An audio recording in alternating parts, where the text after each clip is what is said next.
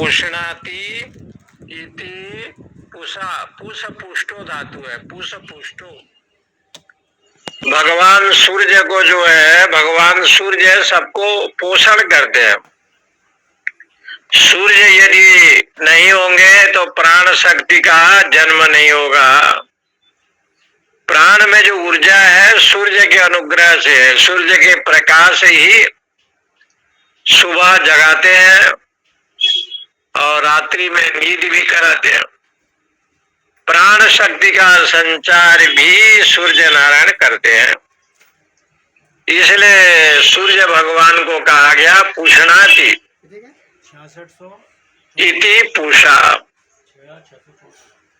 जो सबको पालन पोषण करे। ऐसे सूर्य जो प्राण के देवता हैं, विश्ववेदा, इसलिए कहते हैं स्वस्ति नः। वो जो देवता है हम लोग को कल्याण करे। भगवान सूर्य का नाम यहाँ ईशावास्य उपनिषद में भी है, पूषण कर से ऐसे आया है, ऐसे मंत्र का प्रयोग आया है, पूषण कर से। ईशावास्य उपनिषद में आया। विश्व वेदा, वेदा शब्द का अर्थ होता है, सब जानते हैं, विश्व माने संसार। और ये संपूर्ण विषय को जानने वाला माने प्रज्ञावान अथवा धनवान व्यक्ति को विश्ववेदा कहा जाता है। तो भगवान सूर्य प्राण शक्ति के अधिष्ठाता देवता है। इसलिए आप संसार में धनी हैं, सबसे बड़ा धनी सूर्य नारायण। क्योंकि प्रकाश से सबसे प्रकाश एक ऐसे धन है जिसके बिना कोई भी कार्य संभव नहीं है, असंभव है। इसलिए प्रकाश तो एक ऐसे दिव्य है जो अंधकार की निवृत्ति करता है। बिना प्रकाश के आंख दोनों भी हो लेकिन अंधकार हो तो स्वयं को दिखाई नहीं पड़ता है। इसलिए तमसोमा ज्योतिर्गमय का जो उदाहरण वेद में आता है, अंधकार से हमको ज्योति का प्रदान करो, प्रकाश की प्रदान करो। इसलिए प्रकाश को शास्त्रों में बड़ा धनवान बताया। इससे बड़ा धन संसार में कोई है ही नहीं। सत्वात् संजायते ज्ञानम, सत्व गुण ज्ञान प्रदान करता है, प्रकाश देता है। सत्संग प्रकाश देता है। अविवेक रूपी जो अंधकार है उससे वो दूर करता है और अंधकार को हटाता है। इसलिए ऐसे जो पूषण देवता है वो हम लोग को धनवान भी बनावे, लेकिन प्रकाश के साथ, ज्ञान के साथ। ज्ञानवान भी बनावे लेकिन प्रकाश के साथ। क्योंकि ज्ञानी लोग ज्यादा होते हैं, बहुत विद्वान है, बहुत ज्ञानी है, अथवा बहुत धनी है, अथवा बहुत सम्मानित है, तो जीव में घमंड आ जाता है, अहंकार आ जाता है। उस अभिमान को दूर करे, अहम बुद्धि का नाश करे। इसलिए यहाँ पर लिखा कि विश्व वेदा स्वस्ति नस्तार्क्यो अरिष्ट नेमि। अरिष्ट नेमि का अर्थ होता है जो अरिष्टों को नाश करता है, जो दुख को नाश करता है उसको कहते हैं नस्तार्क्य। तार्क्य कहते हैं, तार्क्य शब्द का अर्थ हो गया गरुड़। स्वस्ति नः तार्क्यो अरिष्ट नेमि, जो दुख कष्ट को नाश करे। ऐसे भगवान विष्णु के वाहन जो तार्क्य हैं उनका नाम है गरुड़। तार्क्य शब्द इसलिए कहा गया है कि जब गरुड़ जी चलते हैं उनके पंखे से वेद ध्वनि होता है, इसलिए उनको तार्क्य कहते हैं। अरिष्ट नेमि तार्क्य न स्वस्ति, अस्माकम स्वस्ति, हम लोग को कल्याण करे। स्वस्ति नो बृहस्पतिर्दधातु। इसलिए जो देवगुरु बृहस्पति जी हैं वो हमारा कल्याण करे।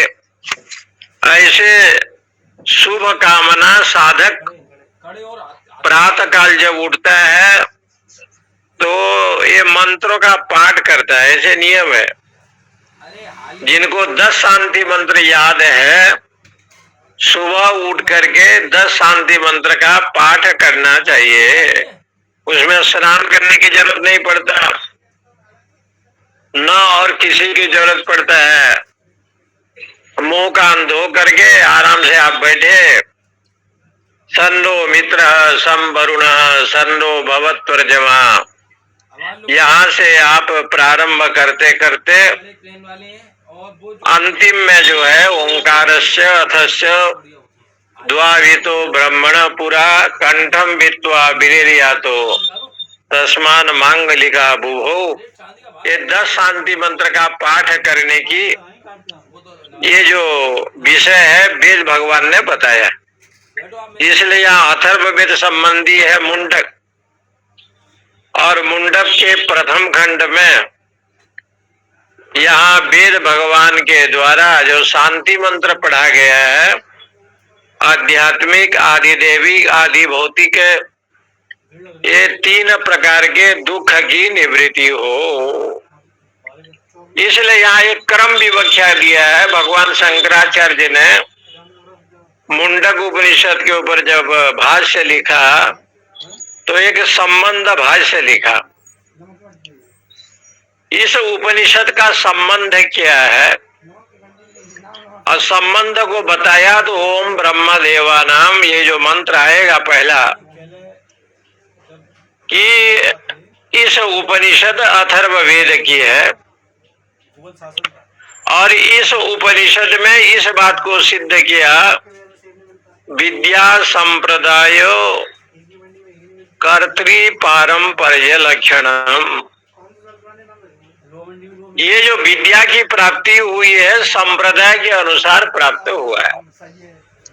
जो अध्यात्म विद्या है इसका एक संप्रदाय है। नारायणम पद्म भवम वशिष्ठम शक्तिम च तत्पुत्र पराशरं च व्यासम सुगम गौड़ पदम महंतम गोविंद योगींद्र मथास शिष्यम। श्री ये शांति मंत्र में ये पढ़ा जाता है। नारायण, भगवान नारायण से ब्रह्मा का जन्म हुआ, नारायण पद्म भवम। उस ब्रह्मा जी के अनेक पुत्र हुए, जहां पर वशिष्ठ ऋषि का नाम भी वहां कहा गया। लेकिन मुंडक उपनिषद में अथर्वा का नाम पहले आया, ज्येष्ठ पुत्र प्राह। ये ब्रह्मा जी के ज्येष्ठ पुत्र थे, अथर्व वेद अथर्व ऋचा के, अथर्व मंत्रों के ज्ञाता थे। इसलिए उस ऋषि का नाम पड़ गया अथर्वा। अथर्वा का मतलब होता है अत्यंत सूक्ष्म बुद्धि। ऐसा जो महर्षि थे वो अथर्वा थे।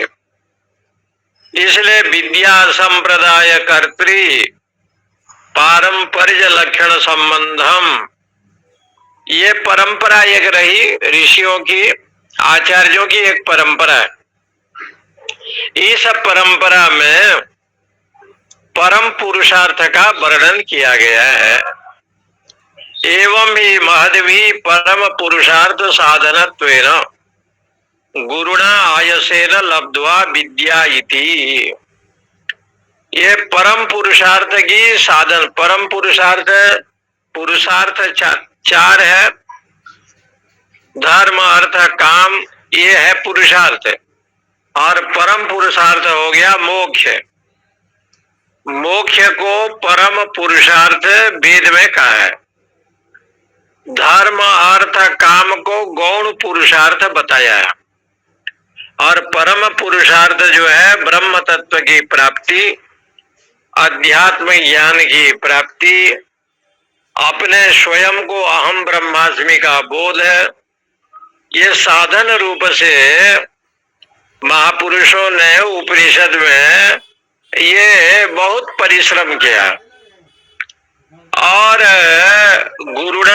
प्रयासेन लब्ध्वा, अधिक परिश्रम करते हुए ये ब्रह्म विद्या को प्राप्त किया। तपस्या की, श्रवण किया, मनन किया, निधिध्यासन किया।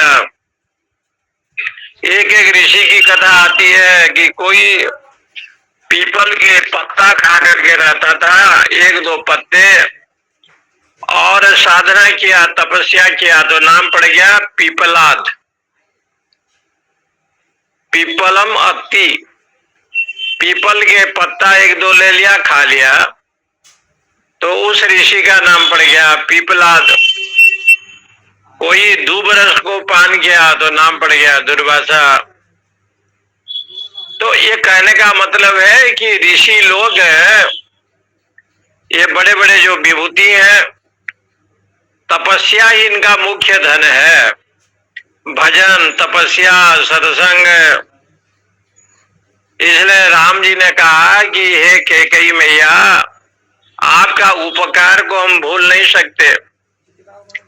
14 वर्ष राम वनवासी, जो आपने 14 वर्ष वनवास भेजा, उस जंगल में हमने यही किया कि बड़े बड़े ऋषि, बड़े बड़े महापुरुषों का दर्शन किया, जैसे अगस्त महामुनि का, सुतिगण का, और भी अलौकिक दिव्यात्माओं का, याज्ञवल्क्य का, भरद्वाज जी का, और सभी ऋषियों के आश्रम में जाकर के सत्संग श्रवण किया, ज्ञान की चर्चा को श्रवण किया। यद्यपि स्वयं भगवान वो ब्रह्म है राम, फिर भी आज सगुण रूप में जब राम रूप में आया तो ऋषियों ने कहा कि हमारा तपस्या, हमारा जो भजन साधन है, आज ये करने का फल हमको मिला। सब साधन कर सफल सुहावा, लखन राम सिय दर्शन पावा। सब साधन का फल भगवत प्राप्ति है, और भगवान आज श्रोता बन करके कभी गर्गाचार्य के पास है, तो कभी सांदीपनी के पास है, तो कभी अन्य महापुरुषों के चरणों में है। इससे बड़ा सौभाग्य संसार में क्या हो सकता है? ये बड़ा सौभाग्य है हम लोग का। इसलिए महापुरुषों ने अपने तपस्या, भजन, साधन को धन्यवाद दिया। विद्याम मही करोति, श्रोताओं की बुद्धि में रुचि उत्पन्न कराने के लिए एक उदाहरण के रूप में ये प्रस्तुत किया जा रहा है। यहाँ का जो प्रयोजन है ब्रह्म विद्या का, साध्य और साधन रूप संबंध है। साध्य कौन है? भगवान। साधन कौन है? षट संपत्ति।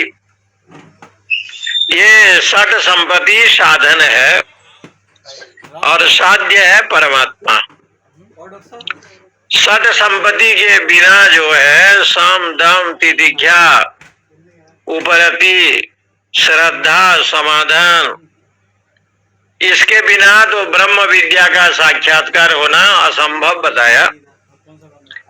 इसलिए आगे चल करके कहेंगे विद्यते हृदय ग्रंथि छिद्यन्ते सर्व संशया। इसलिए ये संसार का जो कारण है अविद्या, अविद्या माने अज्ञान, उस दोष का निवर्तक कौन है? ये उपनिषद विद्या, ब्रह्म विद्या, आत्म विद्या, इनको भागवत विद्या भी कहते हैं, अध्यात्म विद्या भी कहते हैं। इसलिए जितने भी विद्या है सभी विद्या की बात शास्त्रों में उठाया। या विद्या सा विमुक्त है, ऐसे विद्या की बात कही है कि जो विद्या के द्वारा जीव का मोक्ष होता है उसको कहते हैं विद्या। माने संसार के जो कारणभूत अज्ञान है उस अविद्यादि का जो निवृत्ति करता है। इसलिए अविद्यायाम अंतरे वर्तमाना स्वयं धीरा पंडितम मन्यमाना, इसलिए ये मंत्र में कहा गया। अविद्यायाम अंतरे, अविद्या जो है ये कहाँ पर है, बाहर है कि भीतर है? बोले ये तो अविद्या जो है अंतर है, अविद्या में रहता है, तो उसके अंतःकरण में ही अविद्या है। अंतःकरण में भी उसके मन बुद्धि में जो अज्ञानता है यही अविद्या है। जैसे कर्ण को कौनते का ज्ञान नहीं है, कर्ण अपने को राधेय मानते हैं, राधा पुत्र। कहीं कहीं बताया है कि सूत पुत्र, राधे शब्द का भी प्रयोग आया है, सूत पुत्र कर्ण को कहा गया है। लेकिन जब कृष्ण संधिदूत बन करके गए और विदुर के घर में भोजन प्रसादी ग्रहण किया, तो कर्ण उनसे मिलने के लिए पहुंचे, भगवान के पास गए। भगवान ने उनको समझाया कि कर्ण तुम राधे नहीं हो, राधा का संतान तुम नहीं हो, अथवा सूत पुत्र भी नहीं हो।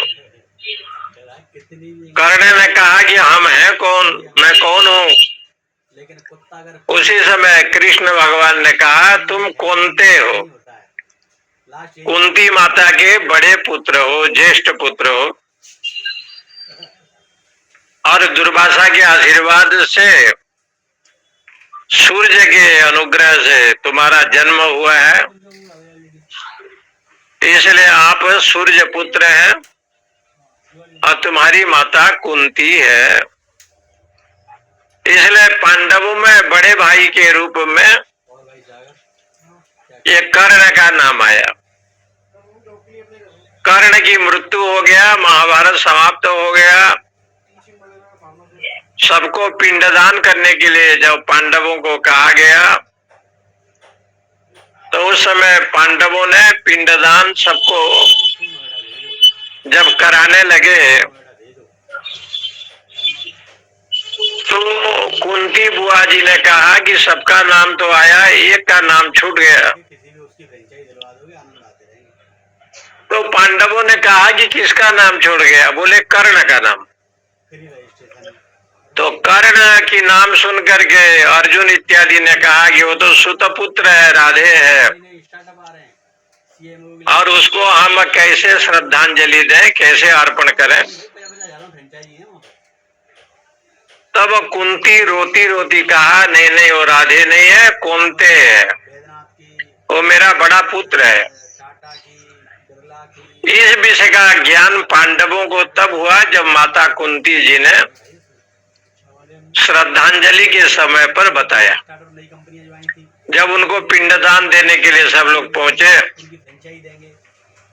और युधिष्ठिर महाराज ने सबको पिंडदान दिया, ऐसे शास्त्रों में आया।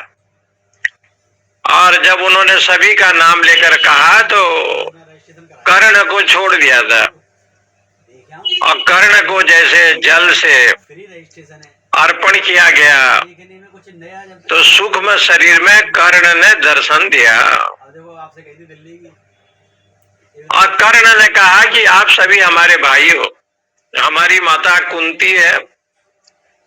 ये ज्ञान तो केवल भगवान श्याम सुंदर को ही था, पांडवों को भगवान ने बताया नहीं था। केवल कर्ण और कृष्ण के वार्तालाप में कर्ण को भगवान ने बताया कि आप कुंती के पुत्र हो, कौनते हो। लेकिन कर्ण का जब वध हो गया और जब अंतिम 18 दिन के बाद सब लोगों ने कुरुक्षेत्र में व्यास सरोवर में जब इनको श्रद्धांजलि दी गई, पिंड इत्यादि जो नियम है किया गया, लेकिन दोनों ही स्वयं माता कुंती जी ने जब कहा तो पांडवों ने कृष्ण को पूछा, तो कृष्ण ने कहा ये सत्य है, ये कुंती बुआ का पुत्र है। जैसे कर्ण को ये ज्ञान नहीं था कि मैं कुंते हूँ, अपने को राधे मानता है, इसी प्रकार से ये जीवात्मा को ज्ञान नहीं है कि मैं ब्रह्म हूँ या भगवान मेरे हैं, मैं ही भगवान का हूँ। हम लोग अपने आप को दुखी, सुखी, रोगी, भोगी, पापी, पुण्यात्मा मानते, यही अज्ञान है। यही अज्ञान का जो विषय है, यहाँ पर कहते हैं संसार कारण अविद्यादि। संसार की जो कारणजन्य अज्ञान है उसका निवृत्ति उपनिषद विद्या के द्वारा ही संभव है। इसलिए यहाँ पर विद्या का दो भेद कहा गया, एक परा विद्या, एक अपरा विद्या। अविद्यायाम अंतरे वर्तमानः स्वयं धीरा पंडितम मन्यमाना। इसलिए विद्या के दो भेद, पर अपर। और इसको जानने के लिए गुरु के पास जाना पड़ता है। गुरु प्रसाद लभ्याम ब्रह्म विद्याम आहो। गुरु के चरण में जाकर के वो पूछता है साधन क्या है और साध्य क्या है। परीक्ष लोकान कर्म चितान ब्राह्मणो निर्वेद माया नास्त कृतः कृतेन तद विज्ञानार्थम गुरुमेवा विगच्छेदो समित पाणी श्रोत्रियम ब्रह्मनिष्ठ। गुरु के पास जाता है और जा करके श्रद्धावान लभते ज्ञानम तत्पर संजितेन्द्रिय ज्ञानम लब्ध्वा परा शांति मचिरेणाधिगच्छति। श्रद्धावान को ही ज्ञान की प्राप्ति होती है। बान माने युक्त, श्रद्धा से जो युक्त है, जो गुरु गोविंद पर विश्वास करते हैं, ऐसे श्रद्धालु उस श्रद्धा से जो युक्त है। तत्पर 4 बजे कथा सुननी है तो 4 बजे के पहले आप लोग बैठ जाते हैं। इसका नाम होता है तत्पर, माने आलस्य रहितम इत्यर्थ।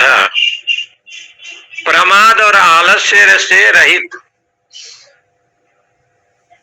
प्रमाद और आलस्य से रहित ये जीव जब होता है उसको कहते हैं तत्पर। तत्पर है, संयतेन्द्रिय, संयमी है। मन को, वाणी को, इंद्रियों को संयमन करता है, संयमिता। इसलिए श्रद्धावान लभते ज्ञानम तत्पर संयतेन्द्रिय ज्ञानम लब्ध्वा, ज्ञान को प्राप्त करके परम शांति, परम शांति को प्राप्त करता है। न अचिरेण गच्छति, दीर्घ समय नहीं लगता। जैसे अग्नि के सामने बैठे हैं तो तुरंत ठंडी चली जाती है, शीतलता, उष्णता का प्रदान होता है। इसी प्रकार से ज्ञानम लब्ध्वा, जब ज्ञान विवेक वैराग्य हो जाए तो शांति तो अपने आप आती है। मानसिक शांति भी होता है, वाचिक शांति भी मिलता है, कायिक शांति भी मिलता है। इसलिए ज्ञानम लब्ध्वा परा शांति न अचिरेणाधिगच्छति, दीर्घ नहीं होता, विलंब नहीं होता, शीघ्र ही उसको मिलता है भगवत कृपा से। इसलिए कहते हैं गुरु प्रसाद लभ्याम ब्रह्म विद्याम, गुरु के कृपा से आत्मविद्या की प्राप्ति। शास्त्रों में कहा गया ब्रह्मवेद ब्रह्मेव भवति, क्योंकि ब्रह्म को जान लेने के बाद ब्रह्म स्वरूप हो जाता है। परामृता परिमुच्यन्ते सर्वे, इसलिए उसको जान करके वो मोक्ष हो जाता है। फिर भी भगवान शंकराचार्य ने संबंध भाष्य में मुंडक उपनिषद में लिखा, ज्ञान मात्रे यद्यपि सर्व आश्रमीणाम अधिकार तथापि संन्यास निष्ठा एवं ब्रह्म विद्या मुख्य साधनम न कर्म सहिता इति। ज्ञान मार्ग में सब लोग का अधिकार है, ब्राह्मण, क्षत्रिय, वैश्य, शूद्र। ज्ञान को तो जान सकता है कि तत्व ज्ञान क्या है, अध्यात्म ज्ञान क्या है? ब्रह्म सत्यम जगन मिथ्या, ये तो सब लोग जान सकते हैं, चाहे स्त्री हो चाहे पुरुष हो, चाहे ब्राह्मण हो अन्य जाति हो, कोई भी वर्णाश्रमी ज्ञान को जान सकता है। इस संसार में सत्य परमात्मा है, असत्य संसार है, ये ऐसे ज्ञानी होना तो कोई भी जान सकता है। इसलिए उन्होंने कहा कि भाई कोई भी हो, ज्ञान मात्र में अधिकार है, लेकिन संन्यास में सबका अधिकार नहीं है। सन्यासी होना सबका अधिकार नहीं है। त्याग वैराग्यवान पुरुषो वेद, जो वैराग्य से युक्त होता है वही सन्यास दीक्षा लेता है और वो सन्यासी होता है। जब सन्यासी होता है तो गिरिजा होम कराया जाता है और उसको जो है पिंडदान करना पड़ता है। जीते जीते माता पिता परिवार का पिंडदान करेगा, तब वो परिव्राजक सन्यासी बनता है। और सन्यासी जब हो जाता है तो भगवान शंकराचार्य ने बंधन किया सन्यासियों को। कौपीनवंत खलु भाग्यवंत अशोकवंत करुणो एकवंत। उसने कहा धन्य है आप, कौपीन का धारण करते हैं, अशोकवंत कोई शोक नहीं है, कोई दुख नहीं है, करुणेकवंत जीव मात्र को करुणा करने के लिए, भगवान के सत्संग श्रवण कराने के लिए, अध्यात्म विद्या के प्रचार करने के लिए आप महात्मा बने हैं। शांता महांतो निवसन्ति संतो बसंत वल्लोकहितं चरन्तः तीर्त्वा स्वयं भीम भवार्णवं जनान् अन्यान हेतून अपि तारयन्त। विवेक चूड़ामणि में आया। महापुरुष लोग बड़े शांत होते हैं, ऊपर से वो क्रोधी हो जाए लेकिन शांत होता है। महान तो क्योंकि महान है आप, निवसन्ति संतो। और ऐसे जो संत हैं सूर्य के समान प्रकाश देते हैं। बसंत वल्लोक हितम चरंत, बसंत ऋतु के समान वो हमेशा विचरण करते हैं। जैसे बसंत ऋतु सुखदायी है, सुगंधित वायु प्रदान करती है, ऐसे महापुरुष लोग है, संत लोग है। संत विशुद्ध मिलई परिते ही चितवहि राम कृपा करिजे। इसलिए यहाँ पर प्रसंग आया संन्यास निष्ठा एवं ब्रह्म विद्या मोक्ष साधनम। जब संन्यास हो जाता है तो ब्रह्म विद्या की प्राप्ति करता है। संन्यास का मतलब आप समझते हैं कि घर द्वार छोड़ दे, परिवार छोड़ दे। संन्यास का मतलब होता है सम्यक न्यास संन्यास, भली भांति विषय विकार को जो छोड़ दिया, चाहे वो गृहस्थ में रहे चाहे साधु वेश में रहे, उसके हृदय में उसके अंतःकरण में कसाय वृत्ति नहीं है, निर्मल अंतःकरण हो गया है। मन में काम क्रोध लोभादि की वासना को छोड़ दिया है। ऐसे जो लोग हैं साधक, उसको कहते हैं संन्यास, सम्यक न्यास संन्यास। गंगा जी में मनुष्य जब डुबकी लगाता है तो पुण्य का भागी बनता है और माता जी की पूजा करके हरिद्वार से या प्रयागराज से आता है और कहता है कि हम पुण्यात्मा हैं। लेकिन वही गंगा जी में मछली रहती है, अपने को पुण्यात्मा नहीं मानती। गंगा जी में मछली भी रहता है, बड़े बड़े हिंसक जीव भी रहते हैं, लेकिन वो अपने को पुण्यात्मा नहीं मानती। लेकिन जब जीव स्नान करता है मनुष्य, तो कहता है कि हम बड़े पुण्यात्मा हैं, और भाग्य है कि आज गंगा जी के पास आए। गंगा का जो गंगत्व है, गंगा जी का जो धर्म है, गंगा जी की जो शक्ति है, आप जानते हैं। इसी प्रकार के भगवान के जो भगवत्ता है, उसको जिन्होंने जाना, विभीषण ने जाना तो मोक्ष की प्राप्ति हुई, अमर हो गए। शूर्पणखा ने नहीं जाना, कुंभकर्ण ने नहीं जाना। जो लोग भगवान को दर्शन करने के बाद भी भगवत तत्व भाव प्राप्त नहीं हुआ, उनको भले ही शुभ गति मिला, लेकिन मोक्ष की प्राप्ति असंभव है। इसलिए यहाँ पर कहते हैं कि ब्रह्म विद्या में साध्य साधन रूप होना चाहिए। साध्य हो गया परमात्मा, साधन हो गया विवेक वैराग्य आदि।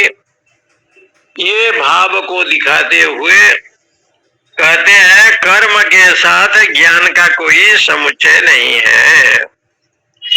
इसलिए इस सभी को समझाने के लिए मुंडक उपनिषद में इस बात को सिद्ध किया कि कर्म ज्ञान का समुच्चय नहीं हो सकता।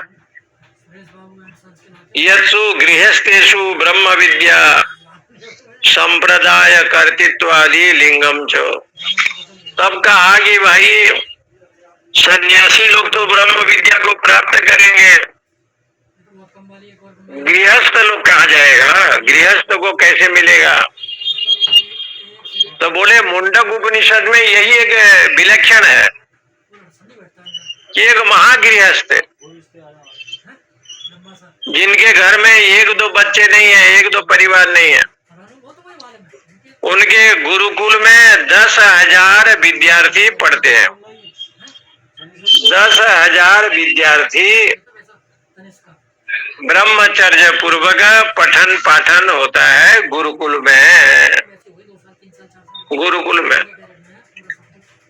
और वो जो गुरुकुल चलाते हैं, जो वो सन्यासी नहीं है, वो तो एक गृहस्थ है। बोले गृहस्थ होने पर क्या है? बोले महागृहस्थ है, महान गृहस्थ। गृहस्थ शब्द का अर्थ आता है महान गृहस्थ। किसी को भोजन देना, किसी को सम्मान करना, किसी को दान दक्षिणा देना और विधिवत पूजा अर्चना करना, ये कोई सामान्य वस्तु नहीं है। इसको आप छोटे मत समझें, ये बहुत विशाल है, बहुत बड़ा है। किसी को भोजन कराओ, किसी को सम्मान करो, दान दक्षिणा दो। 1 ग्राम 590 मिली, ज्यादा नहीं है, छोटे नहीं है, मतलब पूरे वही साइज है, उसी साइज का है। में चलती है, इधर तो नहीं दिखाई पड़ता। जिस समय वृंदावन के वामदेव जी महाराज रहते थे, उस समय उनके मंडली में 100-150 संत होते थे, और उनका जो खर्चा, खाना पीना, रहन सहन। एक बार मैं मंडली में गया तो देखा कि पंचदशी का स्वाध्याय चल रहा था, सब महात्मा बैठे थे और पंचदशी का स्वाध्याय सब लोग कर रहे थे। भगवत गीता का चल रहा, पढ़ाने वाले यही लोग थे, स्वामी वामदेव जी और भी महात्मा। उनका काम है स्वाध्याय करना, ब्रह्म मुहूर्त में उठना, अपने नित्य अनुष्ठान जो साधना तपस्या है वो करना, समय में जलपान बन करके तैयार, समय में भोजनादि प्रसाद, समय में चाय पानी की व्यवस्था, रात्रि में खाना पीना दूध की व्यवस्था। ये देख करके लगा कि इतना 100 संतों की सेवा और 100 महात्माओं की सेवा, और कोई महात्मा कहीं जाता है तो वो जो उनके भक्त हैं, सेठ लोग हैं, बड़े प्रेम से उनकी सेवा, ये जो सेवा परायण भाव है, ये दूसरे लोग नहीं कर सकते।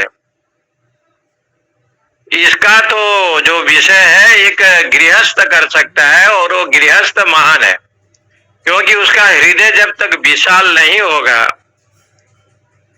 उसके मन में जब तक अनंत श्रद्धा का जन्म नहीं होगा, तो सेवा करना बड़ा कठिन है। सेवा भी, ये सेवा जो है परम धर्म, ये परम धर्म है, मुनि नाम अप्यगम्य, लेकिन मुनि लोग भी नहीं कर पाए। बड़ा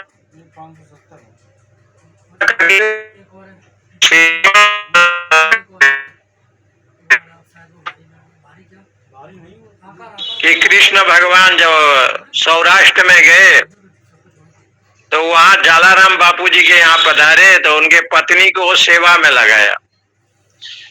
श्री कृष्ण ब्राह्मण बन करके गए थे, उनके पत्नी को पीटते थे, मारते थे,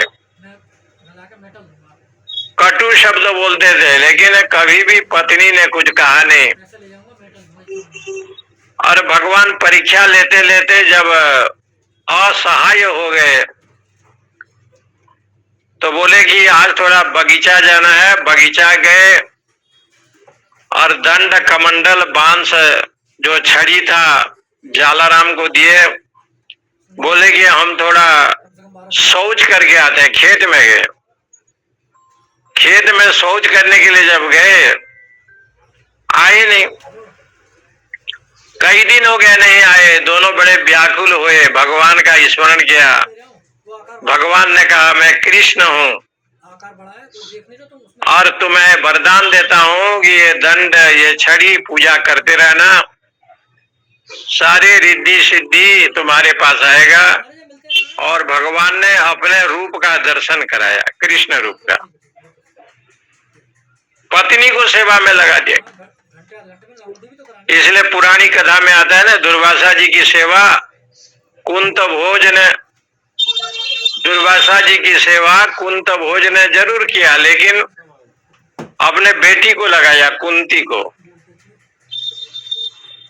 इसलिए ये जो सेवा भाव है, इस सेवा भाव का उदाहरण मुंडक उपनिषद में आता है।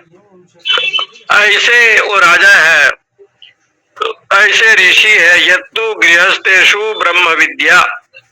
ये गृहस्थ आश्रम में ये जो ब्रह्म विद्या है ना, पहले गृहस्थ में था। ये सिद्ध करते हैं संप्रदाय कर्तृत्वादि लिंगम। इसलिए तद स्थित न्यायम बाधितुम उत्साहते। कहते हैं कि पहले गृहस्थ के यहाँ सब ब्रह्म विद्या थी, और गृहस्थ लोग भी आत्म विद्या में निपुण थे, ब्रह्म साक्षात्कार किए थे, और वो भली भांति संत ब्राह्मण गुरुजनों की सेवा करते थे। और सेवा के द्वारा ही तो दासी पुत्र नारद बन गया, और नारद हो करके भगवान का पार्षद बन गए। तीनों लोक में विचरण करते हैं, देव ऋषि भी बन गए, ब्रह्म ऋषि भी बन गए। ये सेवा का फल है। इसलिए मुंडक उपनिषद का कहना है ये जो ब्रह्म विद्या है वो गृहस्थ के पास था। बोले ये बात तो जसता नहीं कि गृहस्थ के पास था।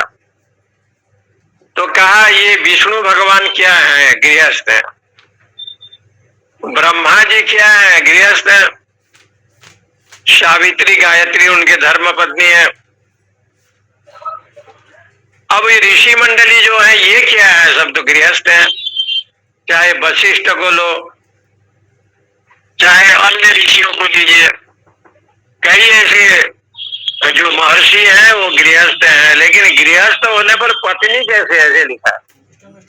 उनके जो धर्म पत्नी है वो कैसे है। वशिष्ठ की पत्नी अरुंधति, ब्रह्मा जी के संकल्प से अहल्या का जन्म हुआ। देखिए पुराण में कथा है, ब्रह्मा जी ने संकल्प किया कि एक सुंदर लड़की आवे, तो अहल्या आई। अहल्या इतना सुंदर थी कि उसको सब लोग चाहते थे, इंद्र से लेकर के देवता भी चाहते थे।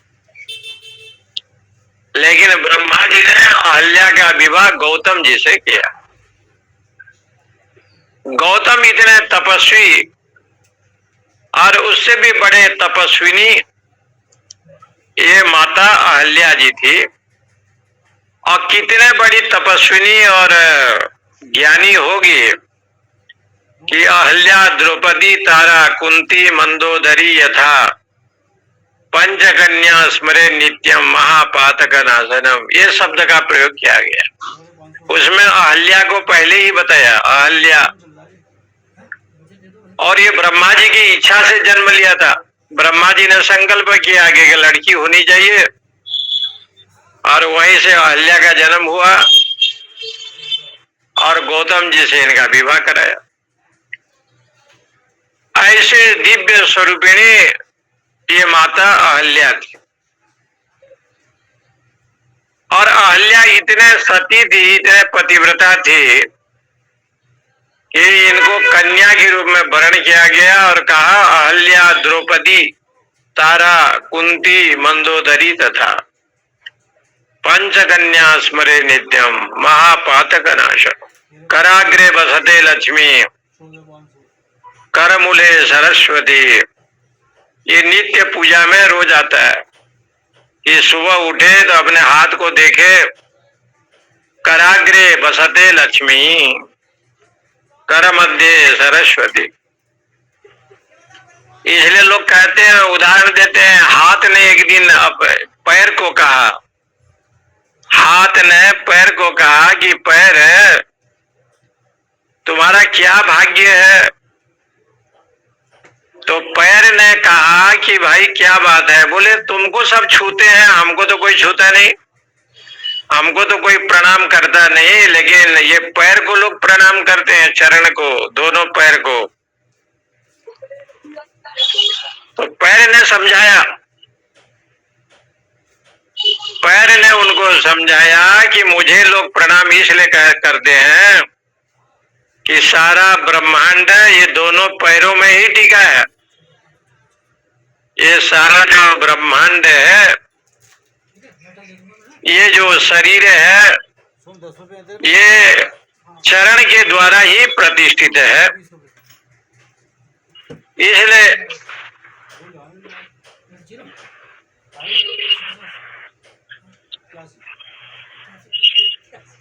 इसलिए यहाँ पर कहते हैं कि भगवान ब्रह्मा जी ने जो यहाँ पर बताया है, ओम ब्रह्मा देवानाम प्रथम शंबभूव विश्वस्य कर्ता भुवनस्य गुप्ता स ब्रह्म विद्याम सर्व विद्या प्रतिष्ठाम अथर्वाय ज्येष्ठ पुत्राय प्राह। ओम ब्रह्मा देवानां प्रथम शंभुव विश्वस्य कर्ता भुवनस्य गुप्ता स ब्रह्म विद्यां सर्व विद्या प्रतिष्ठां अथर्वाय ज्येष्ठ पुत्रा प्राहो। ब्रह्मा देवानां प्रथम शंभुव, क्योंकि जितने भी देवता हुए उसके सर्वप्रथम ब्रह्मा जी का प्रागट्य हुआ, जन्म हुआ। विश्वस्य कर्ता, क्योंकि वो विश्व के कर्ता है, मैंने विश्व की रचना की। भुवनस्य गुप्ता, और त्रिभुवन को रक्षा करने वाले हैं, रक्षक था। स ब्रह्म विद्या सर्व विद्या प्रति, जितने भी विद्या है सभी विद्या से श्रेष्ठ कौन है? सभी विद्या का आश्रय, प्रतिष्ठा माने आश्रय कौन है? बोले ब्रह्म विद्या। ब्रह्म विद्या का अर्थ होता है ब्रह्म माने परमात्मा, परमात्मा संबंधी जो विद्या। सत्संग हो गया, भजन हो गया, स्वाध्याय हो गया, ब्रह्म विद्या का लक्षण है ब्रह्मण विद्या ब्रह्म विद्या। षष्ठी तत्पुरुष समास है। षष्ठी तत्पुरुष समास, जैसे आज विश्वकर्मा पूजा है तो भगवान विश्वकर्मा के लिए कहा जाता है विश्वस्य कारयति इति विश्वकर्मा, जो विश्व को बनाता है। विश्व का निर्माण ब्रह्मा जी करते हैं और ब्रह्मा जी के संकल्प से विश्वकर्मा का जन्म हुआ। इसलिए विश्वकर्मा जी की अर्चना सारा समाज करता है, प्रणाम करता है, वंदन करता है। लेकिन एक अर्थ यह है कि विश्वस्य कर्मा, जो विश्व को बनाया, ये संपूर्ण ब्रह्मांड को जो बनाया,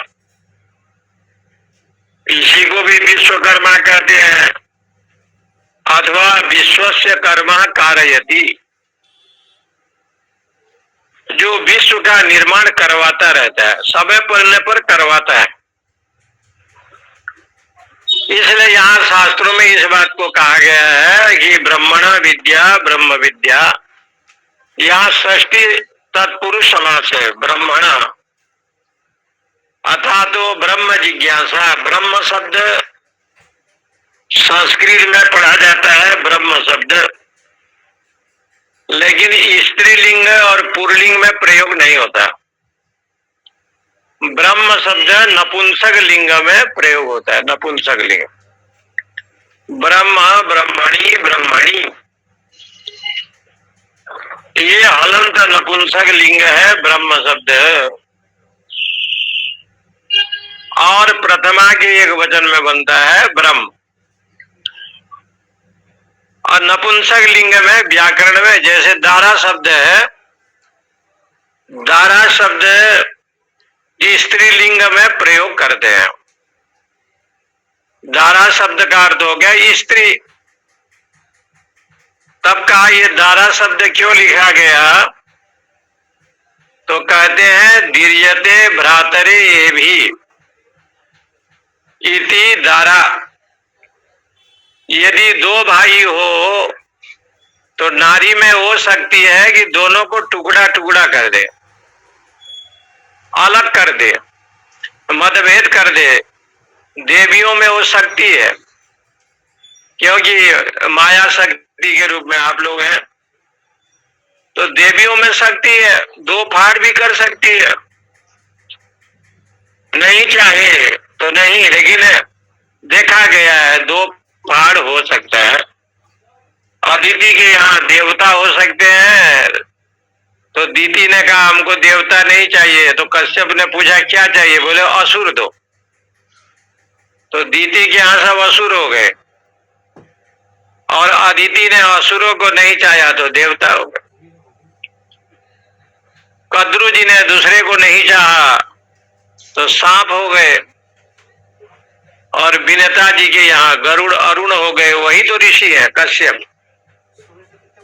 कश्यप ऋषि ने 13 कन्या से शादी किया, और उनके देवियों ने जो मांगा भगवान कश्यप ने प्रदान किया, भिन्न भिन्न रूप में।